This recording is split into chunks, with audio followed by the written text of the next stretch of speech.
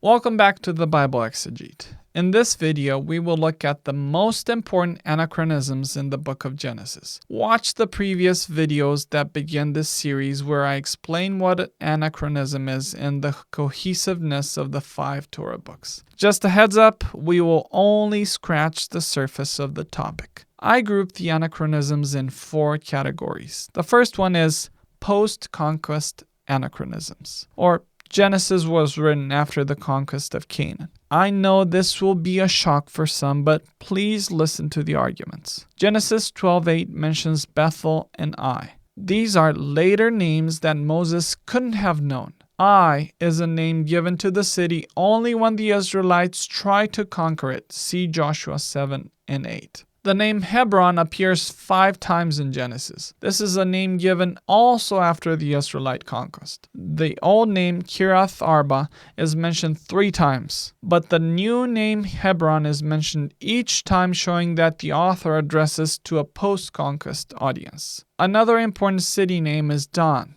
See Genesis 14:14. In order to illustrate to the audience how far Abraham had to go to save Lot, the author says Abraham went as far as Dan. This clearly refers to the city of Dan. The city was conquered by the Danite tribe sometime after they settled in the Promised Land. See Judges 18. The old name of the city was Laish. All the referenced cities belong to the Israelite tribes. Multiple verses state that the Canaanites and the Perizzites lived in Canaan at the time.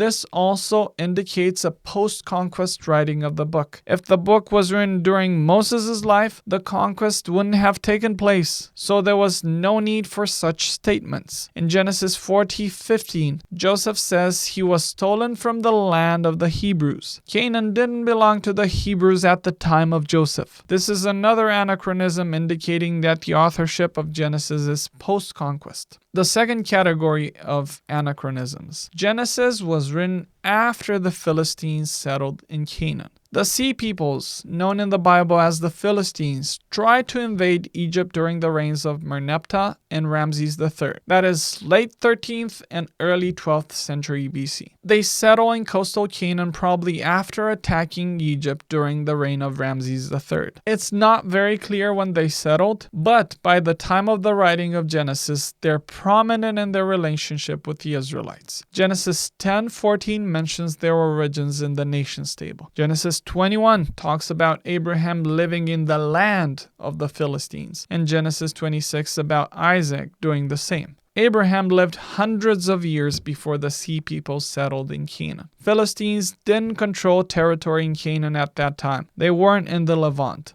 How do we interpret this? It's a timestamp indicating the time when the book was written. The territories in which Abraham and Isaac lived were controlled centuries later by the Philistines. But that's where the Israelites knew the Philistines lived. Therefore, the author of Genesis uses a contemporary geographical element to communicate to the readers where Abraham and Isaac lived. The readers knew the territory Philistines controlled in their time. That's how they could place the patriarchs in the right geographical space. The third group of anachronisms. Genesis was written during the monarchy. One of the most important anachronisms is Genesis 36:31. These are the kings who reigned in the land of Edom before any king reigned over the Israelites. This verse talks about Israel having a king. Taken at face value, this means Genesis couldn't be written before Saul became king. Some have tried to argue Moses knew they were going to have a king. I agree, he prophesied this, but this verse basically puts a timeline. These are the Edomite kings that reigned while Israel had no king, but at the time of the writing, Israel had a king. Another interpretation that you'll find is that these are the kings that reigned in Edom before Israel ruled over Edom.